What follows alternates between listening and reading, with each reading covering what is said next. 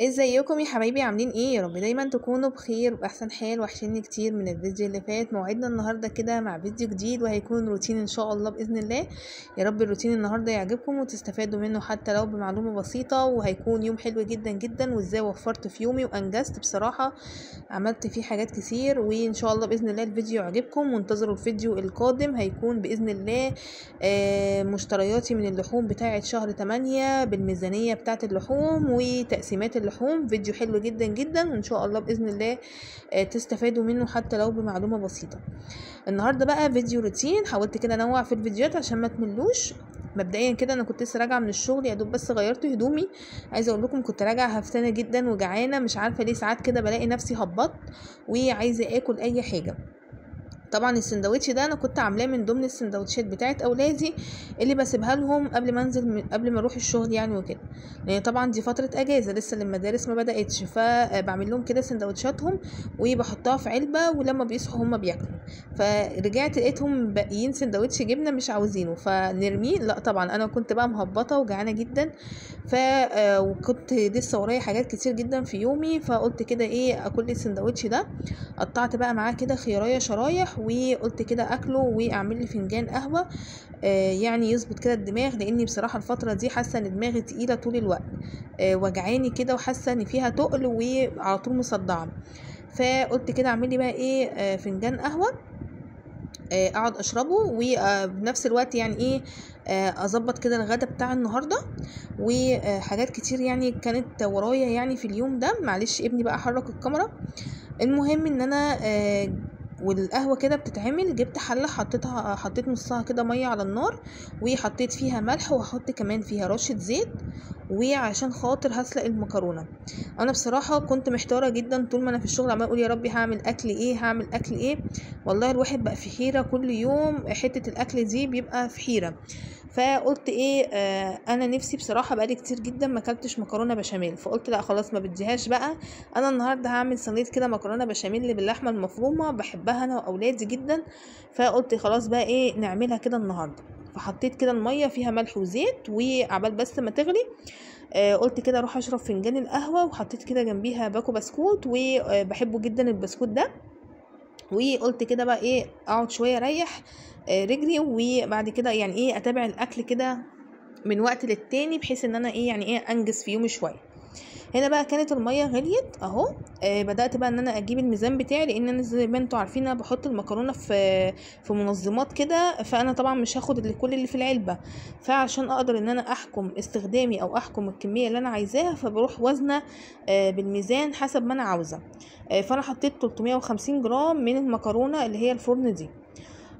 خلاص هنا بقى كنت بوريكم كمان وانا راجعه من الشغل، عديت على السوق وجبت اللحوم بتاعه الشهر زي ما قلت لكم. الفيديو ده بقى استنوه بعد الفيديو ده على طول، اللي هي اللحوم بتاعه الشهر. طبعا الجو حر جدا، فقلت احطهم في التلاجة عقبال ما اعمل الغدا واشرب القهوه واتوضى واصلي، وبعد كده ايه اظبط بقى الدنيا بتاعه اللحوم دي. بصوا بقى انا عندي لما بعصج لحمه مفرومه بحب احطها كده في العلب الصغيره الكيوت دي لوك اند لوك. العلب دي حلوه جدا جدا وصحيه، وينفع تخش كمان الفريزر. ودول بالفعل كانوا في الفريزر، طلعتهم بقى اول ما رجعت من الشغل، قلت اسيبهم يفكوا. فعلا فعلا انجزت معايا. لما بيكون عندك تفريزات في الفريزر بتنفعك كتير جدا جدا في وقت الضيقه بصراحه، لما بتكون انت بقى راجعه مش قادره او في مشوار او تعبانه مش قادره تقفي في الحر في المطبخ، فبصراحه بتنجز معاكي جدا جدا التفريزات دي. المهم ان انا طبعا طلعتهم يفكوا بقى عبال ما احتاجهم. وطبعا سلقت هنا المكرونه وكنت بصفيها اهو زي ما انتوا شايفين.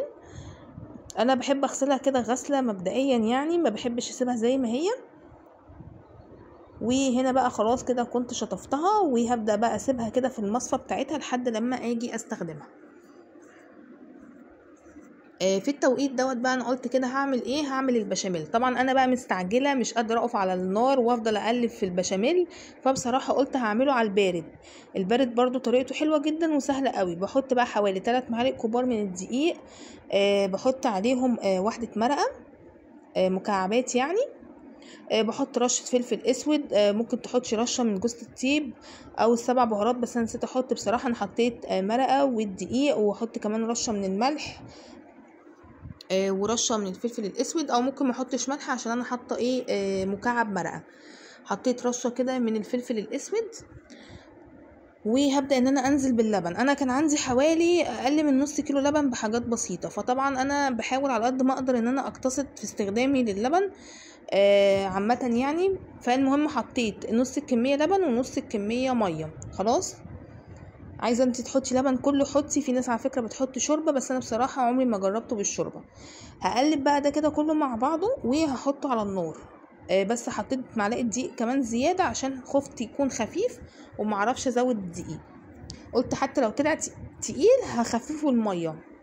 وحطيت كمان معلقه سمنه كبيره اهو زي ما انتم شايفين.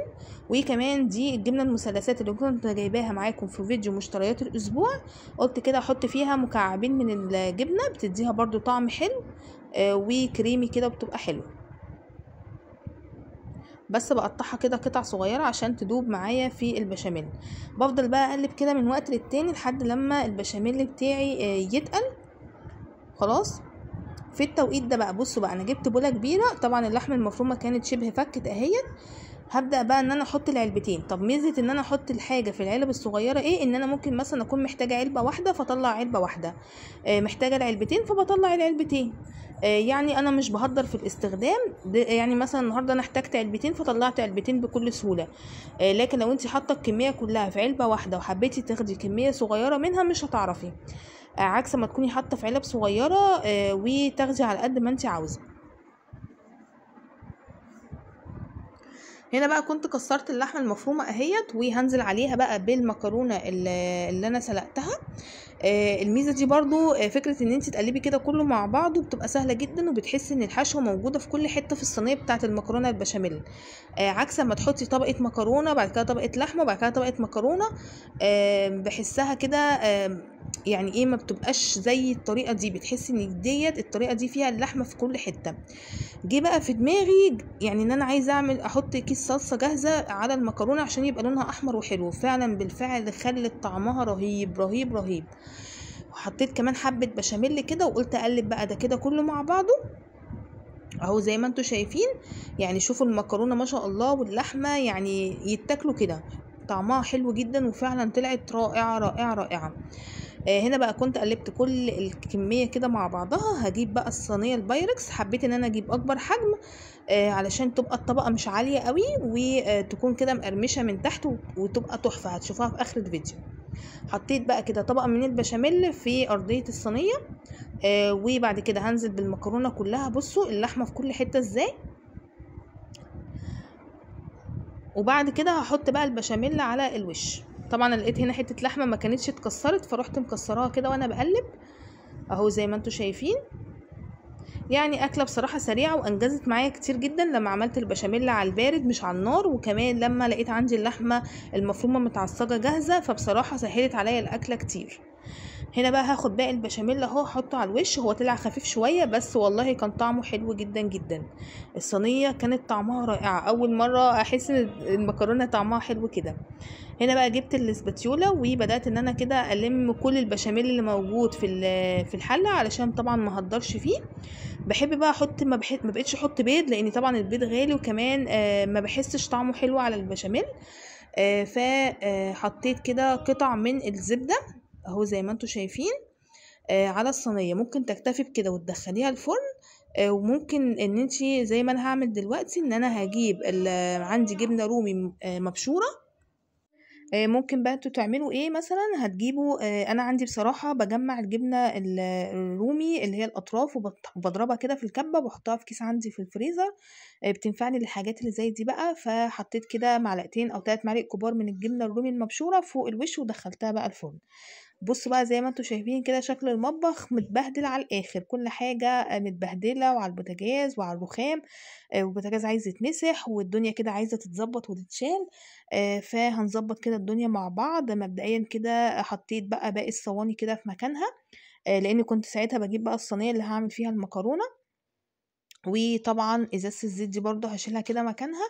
يعني بحاول كده الم الدنيا من حواليا على اساس ان ايه تبقى الدنيا رايقه، يعني عقبال كده ما المكرونه تخلص اكون انا شطبت المطبخ وارتحت. فطبعا هنا بقى كنت كمان بشيل المواعين دي، كنت سايباها تتصفى من بالليل والحمد لله اتصفت ونشفت تماما اهوت. وهبدأ اشيل كل حاجة كده في مكانها.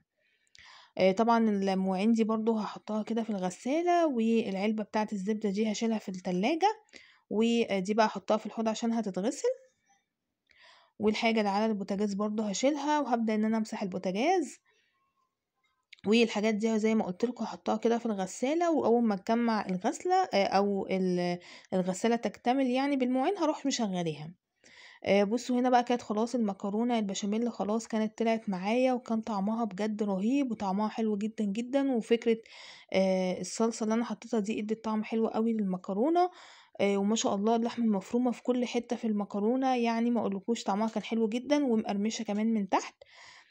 طبعا لو انتي مش عايزاها بقى تبقى مقرمشة كده ممكن ما تسيبيهاش، يعني انا سبتها بصراحة نص ساعة ساعة الا تلت في الفرن.